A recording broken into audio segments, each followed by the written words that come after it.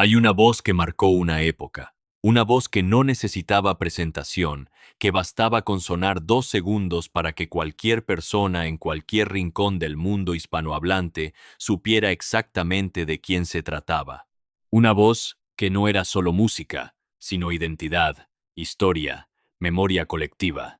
Y sin embargo, detrás de esa voz, detrás de ese nombre escrito en letras doradas, había un hombre, solo un hombre, con sus miedos, con sus silencios, con sus heridas que nunca llegaron a los titulares porque nadie se atrevía a preguntar lo que de verdad importaba. Hoy vamos a hablar de Rafael, pero no del Rafael que conoces en los carteles, no del que aparece en los programas de televisión con una sonrisa perfecta y una soltura que parece casi sobrenatural.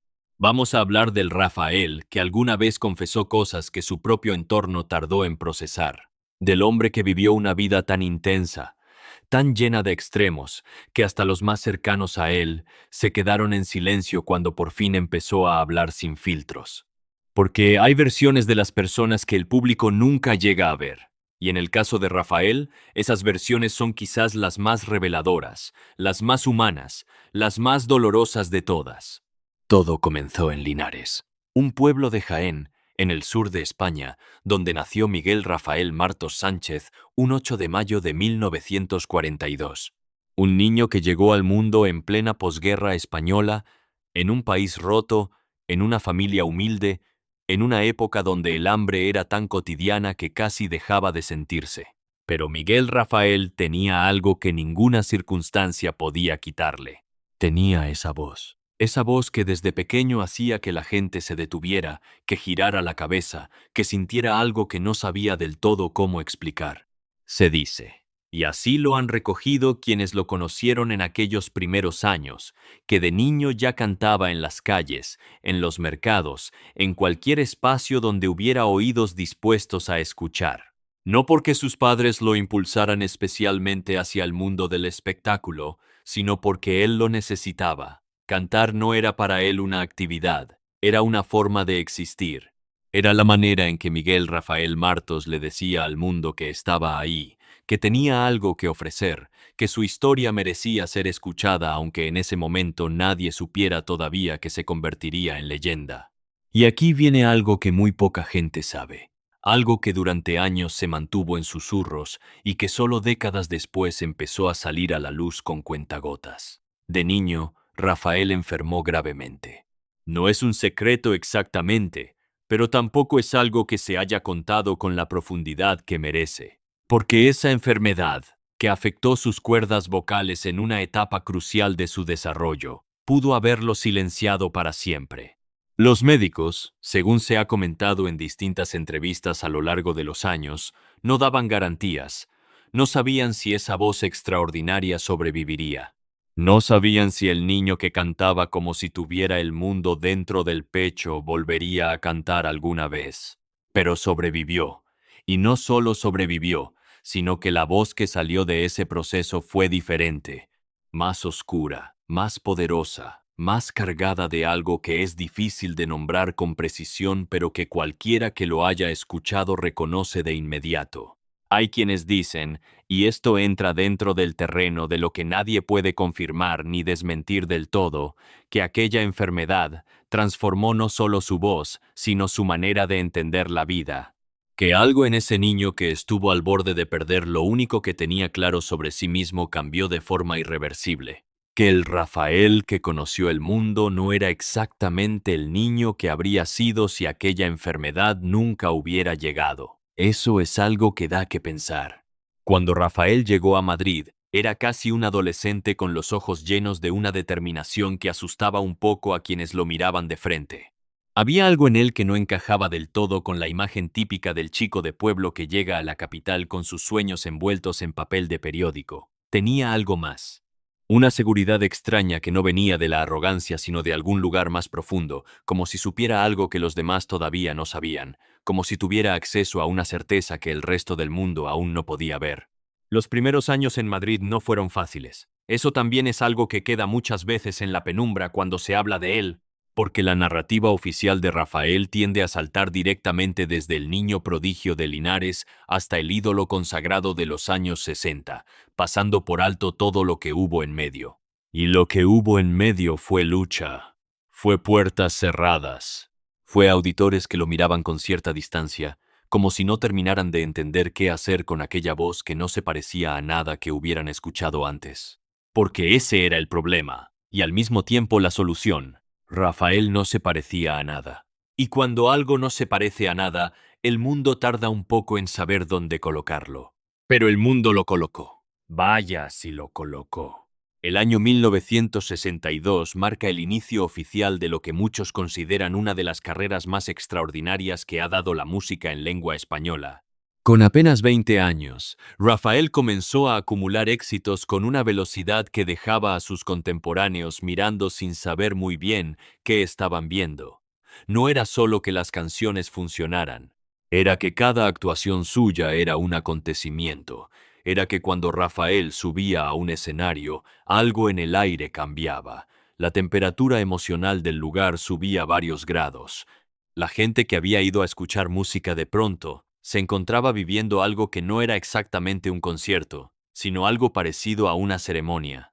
Esa teatralidad que caracterizó siempre su puesta en escena, esos brazos extendidos, esa manera de moverse que era dramática sin ser exagerada, ese contacto visual con el público que hacía que cada persona en la sala sintiera que la canción era para ella y solo para ella, todo eso no era una fórmula que alguien le hubiera enseñado, era la expresión natural de alguien que había pasado toda su vida aprendiendo a convertir el dolor en arte. Y aquí hay algo que vale la pena detenerse a considerar, porque hay quienes han señalado, y esto roza lo especulativo pero de una manera que resulta difícil ignorar, que parte de la intensidad que Rafael ponía en sus actuaciones venía de lugares que él mismo tardó muchos años en explorar. Ahora hay algo que nadie esperaba descubrir y que cuando salió a la luz dejó a muchos con la boca abierta. Hay dimensiones de la vida de Rafael que él mismo tardó décadas en hablar con la claridad que merecían. Y cuando empezó a hacerlo, las reacciones de quienes lo rodeaban fueron, según se ha comentado, muy reveladoras. El éxito de Rafael en los años 60 y 70 fue de una magnitud que hoy es difícil de comprender en su totalidad si no se tiene en cuenta el contexto. España era un país bajo dictadura. El mundo hispanohablante estaba fragmentado por distancias geográficas y políticas enormes, y sin embargo, Rafael cruzaba todas esas fronteras con una facilidad que tenía algo de milagroso. Actuaba en México y la gente lloraba. Actuaba en Argentina y los teatros se llenaban semanas antes. Actuaba en Estados Unidos para públicos latinos que encontraban en su voz algo que no sabían que estaban buscando hasta que lo escuchaban.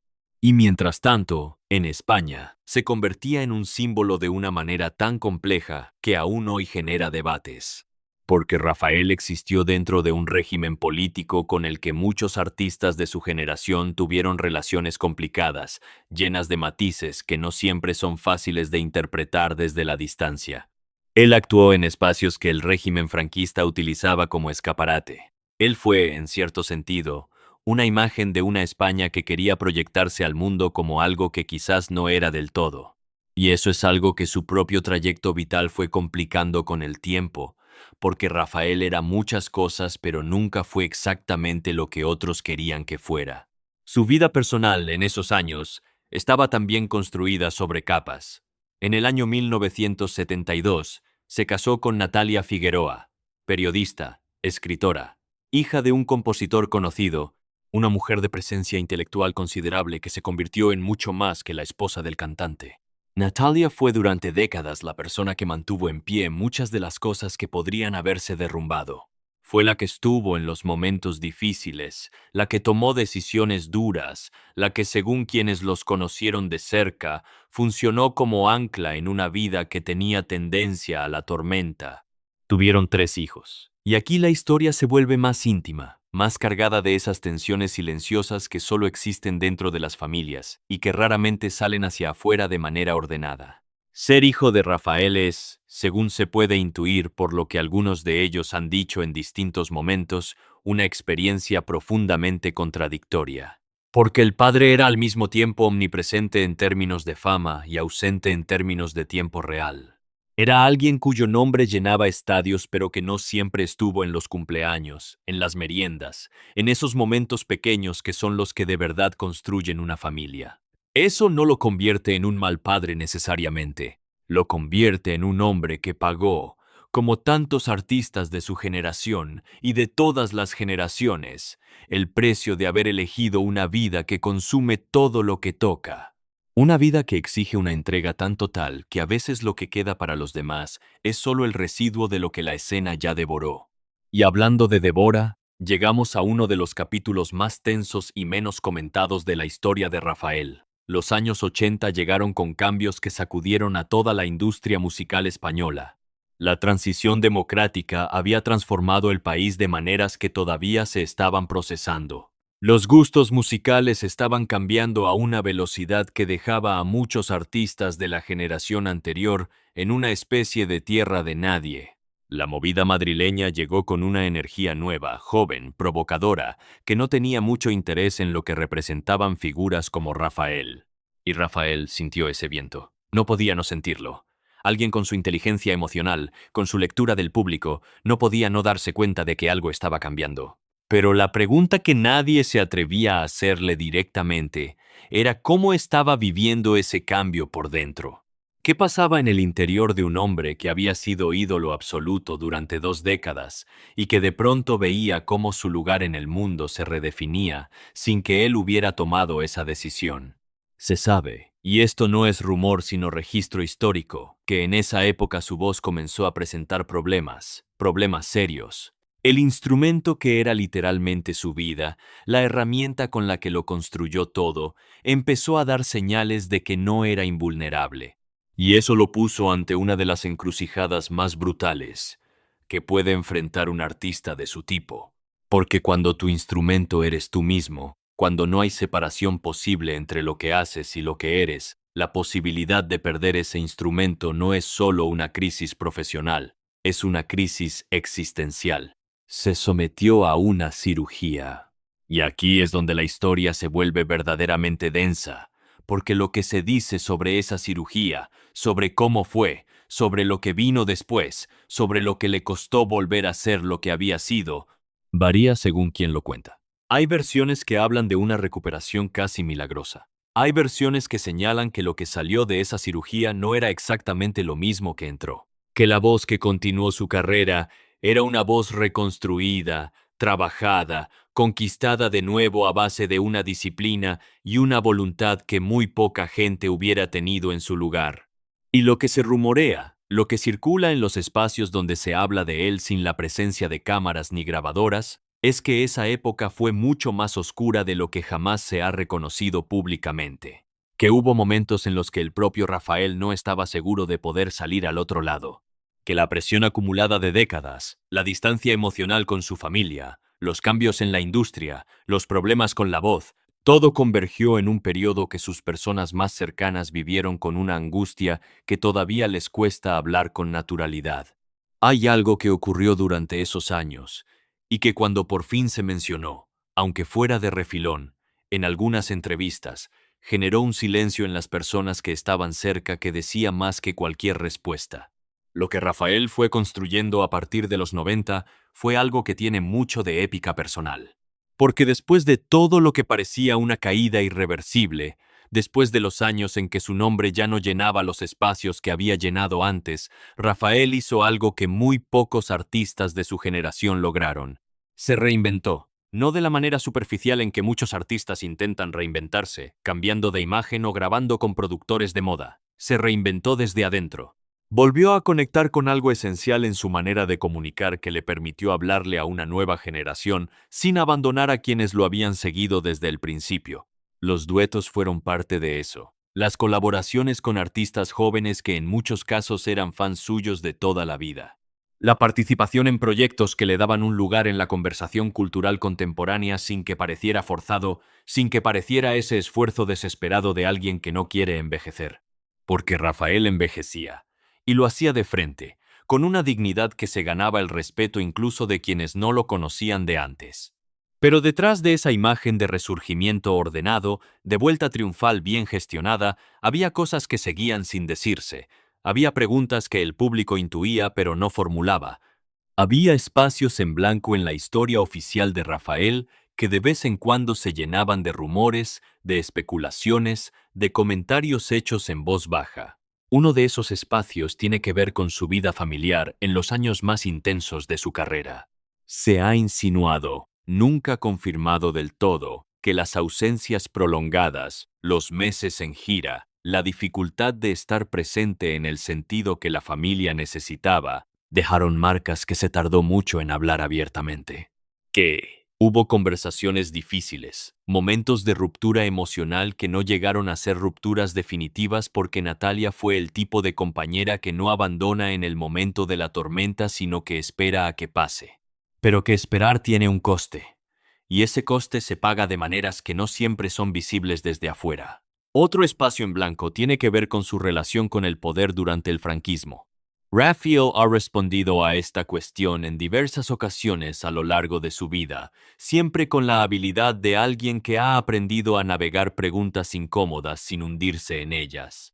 Pero hay quienes sostienen que la comodidad relativa con la que él existió dentro de ese sistema, comparada con la persecución que otros artistas de su generación sufrieron, es algo que merece un análisis más honesto del que habitualmente se hace.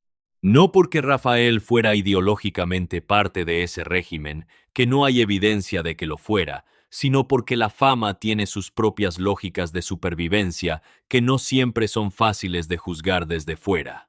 Y luego está lo que se dice, lo que se ha dicho durante décadas en voz muy baja, sobre aspectos de su vida personal que él mismo ha abordado con una discreción tan cuidadosa que la discreción misma se ha convertido en tema de conversación. Porque cuando alguien dedica tanto esfuerzo a hablar de algunas cosas y tampoco a hablar de otras, ese desequilibrio comunica algo aunque no se sepa exactamente qué. Hay un momento en la vida de Rafael que merece atención especial porque dice mucho sobre su carácter y también sobre sus contradicciones. Ese momento fue su trasplante de hígado en el año 2003. Un acontecimiento que salió a la luz pública con una transparencia que no era exactamente habitual en él, dado que Rafael siempre había protegido con mucho cuidado el espacio entre su vida pública y su vida privada. Y sin embargo el trasplante se hizo público. Se habló de él, se convirtió en uno de esos momentos que definen una narrativa. Lo que no se habló tanto, lo que quedó en los márgenes de la historia oficial, fueron los años que llevaron hasta ese momento, porque un trasplante de hígado no llega de la nada. Hay un camino que conduce hasta ahí. Y ese camino, en el caso de Rafael, es uno que ha generado muchas preguntas que raramente se responden de manera directa y completa. Se ha especulado, y es importante decir que es especulación, que el desgaste físico de décadas de actuaciones, de viajes, de la intensidad extrema con la que Rafael vivía todo lo que hacía, contribuyó al deterioro que eventualmente requirió la intervención. Pero también hay quienes señalan, siempre en los márgenes, que hubo otros factores. Factores que tienen que ver con cómo se sobrevive al nivel de presión que él sostuvo durante tanto tiempo. Factores que tienen que ver con las formas que las personas, especialmente los artistas de su generación, encontraron para manejar lo que no podían gestionar de otra manera. Rafael nunca ha hablado de eso de manera directa, y quizás no debería tener que hacerlo. Quizás hay cosas que pertenecen al espacio privado de una persona y que no tienen por qué convertirse en confesión pública para satisfacer la curiosidad del mundo. Pero el silencio existe. Y el silencio, cuando viene de alguien que ha pasado su vida entera en los escenarios, comunicando con una intensidad que parece no tener límites, es llamativo. Lo que sí se sabe, lo que él mismo ha dicho en distintas ocasiones, es que el trasplante fue una segunda oportunidad, y que esa segunda oportunidad lo cambió de maneras que no siempre es fácil de articular, que hay un Rafael antes del trasplante y un Rafael después, que lo que consideraba importante antes de ese momento y lo que considera importante después no son exactamente las mismas cosas, que la cercanía con la muerte o con lo que podría haber sido la muerte, hace algo con la percepción del tiempo, de las relaciones, de lo que realmente merece la energía que se tiene disponible. Y aquí hay algo que el propio Rafael ha insinuado en ciertos momentos y que cuando lo dijo generó un silencio que duró mucho más de lo normal. Algo sobre lo que encontró, o reencontró, o redescubrió en ese proceso. Algo que tiene que ver con quién era él debajo de todo lo que había construido.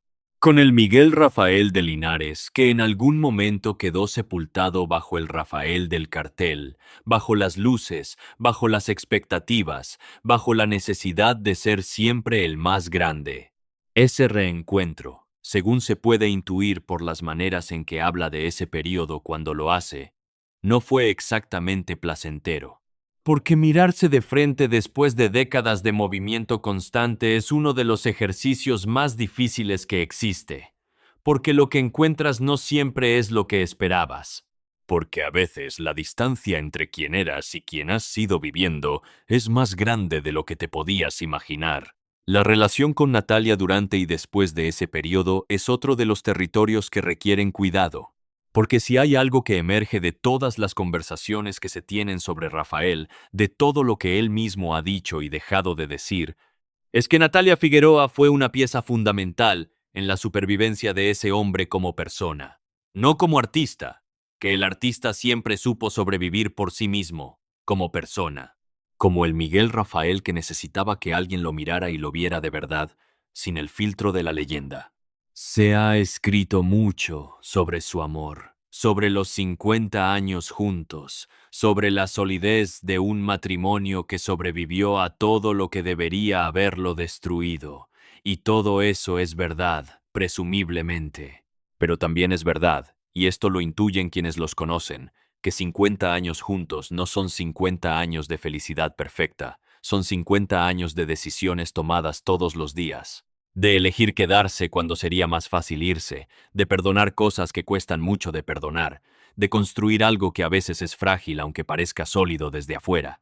Hay quienes han comentado, siempre en ese tono de quien sabe más de lo que dice, que hubo momentos en la historia de esta pareja en que las cosas estuvieron mucho más cerca de romperse de lo que el público imagina, que la distancia que genera la fama cuando es de ese tamaño crea abismos que no siempre es posible cruzar, que Natalia con toda su inteligencia y toda su fortaleza también tuvo sus puntos de quiebre, y que lo que los mantuvo juntos en esos momentos no era solo amor, sino también esa especie de lealtad profunda que se construye solo cuando has vivido demasiado con alguien como para imaginar seguir sin él.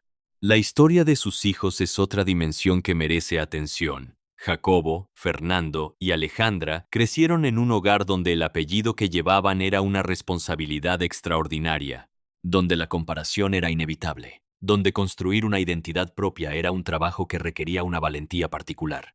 Y cada uno lo hizo de maneras diferentes, con distintos grados de visibilidad, con distintas relaciones con la herencia que habían recibido. Lo que se percibe, aunque nunca se diga de manera directa, es que las conversaciones dentro de esa familia sobre lo que significó crecer en la sombra de Rafael, sobre lo que se perdió y lo que se ganó, sobre los momentos en que el padre estuvo y los momentos en que no, son conversaciones que todavía están ocurriendo.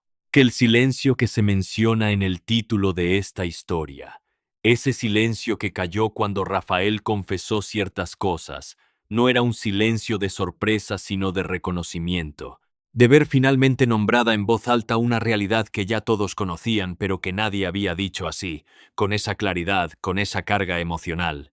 Porque eso es lo que hace Rafael cuando habla de verdad. Cuando baja la guardia, cuando deja de ser el ídolo y se convierte en el hombre, tiene una manera de nombrar las cosas que es devastadoramente precisa, que no deja escapatoria, que coloca la realidad frente a ti con una honestidad que es casi incómoda de presenciar. Ha dicho cosas sobre la soledad, que genera la fama que quien las escucha no olvida fácilmente. Ha dicho cosas sobre el miedo, sobre ese miedo específico que solo conocen quienes han construido su vida entera, sobre algo que puede desaparecer de un día para otro, que resuenan de una manera que va más allá de lo autobiográfico.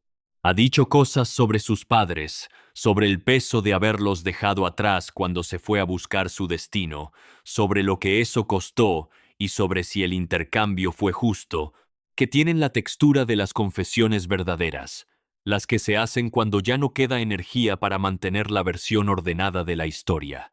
Y cuando dice estas cosas, cuando abre esas puertas aunque sea brevemente, lo que se ve del otro lado no es exactamente lo que el público esperaba encontrar. No es la oscuridad dramática del artista maldito, ni la amargura del hombre que siente que la vida no lo trató bien, es algo más complicado. Es la imagen de alguien que ha vivido una vida extraordinaria y que sabe que ha pagado un precio por ella, y que no está del todo seguro de si habría elegido diferente si hubiera podido, y que esa incertidumbre misma es la herida que nunca termina de cerrar del todo. Los últimos años de Rafael han tenido esa calidad que a veces adquiere la vida de las personas que han llegado a una cierta madurez sin haber perdido la capacidad de asombrarse. Sigue en los escenarios. Sigue actuando con una entrega que desafía lo que debería ser humanamente posible para alguien de su edad y con su historia médica. Sigue siendo capaz de generar en el público esa respuesta emocional que es su marca más inconfundible. Pero hay algo diferente. Hay en el Rafael actual una conciencia de la propia historia que antes no estaba tan presente, o al menos no tan visible.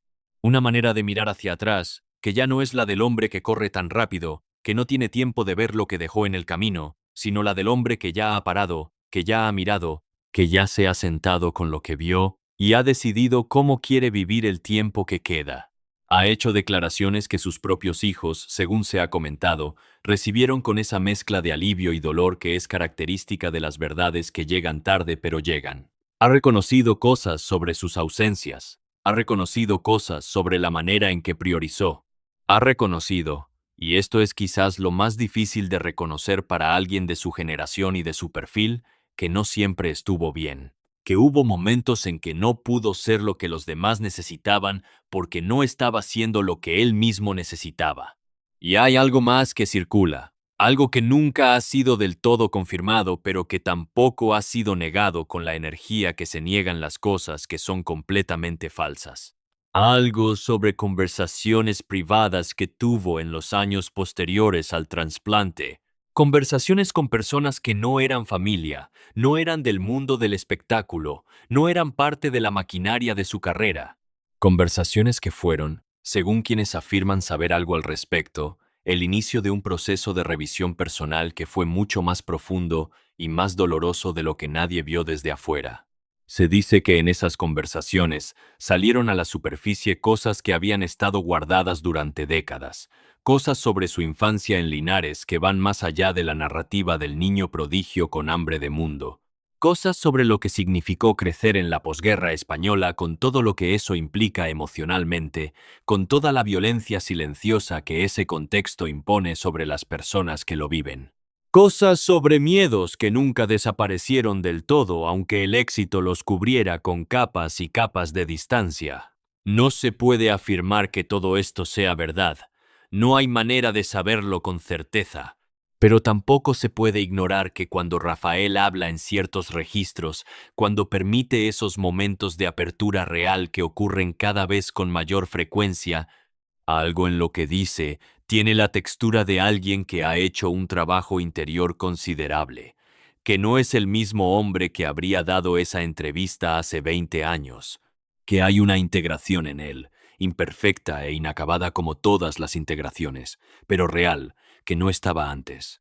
La cuestión de su legado es algo que él mismo ha abordado con una ambivalencia curiosa, porque Rafael es alguien perfectamente consciente de su lugar en la historia de la música en español. No hay en él la falsa modestia del artista que finge no saber lo que vale, pero tampoco hay la satisfacción completa del hombre que siente que todo lo que quería hacer, todo lo que quería ser, quedó finalmente resuelto.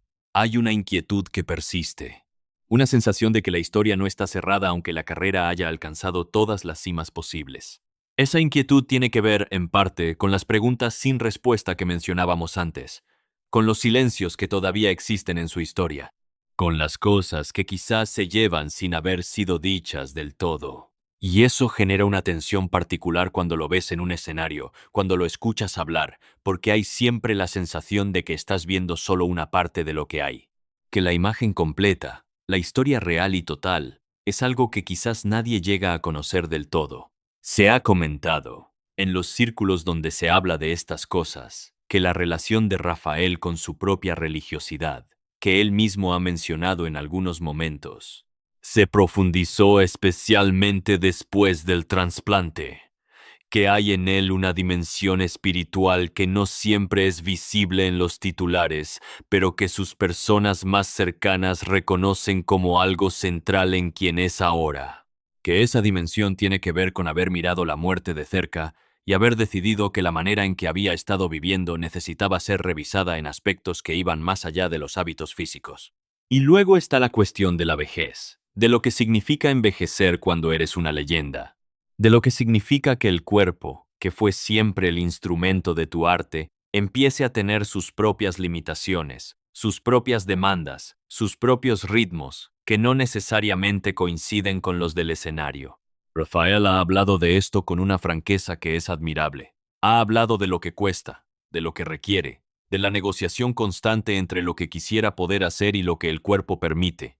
Pero también ha hablado de la libertad que tiene la vejez cuando se llega a ella habiendo vivido con intensidad, de que hay cosas que ya no necesita demostrar, de que hay presiones que ya no siente porque ya no necesita la validación que las alimentaba, de que hay una ligereza posible en esta etapa que no habría podido existir antes porque antes había demasiado en juego. Quienes lo conocen ahora, y lo conocían hace 30 años, hablan de alguien diferente en maneras que son difíciles de articular, pero que se sienten inmediatamente.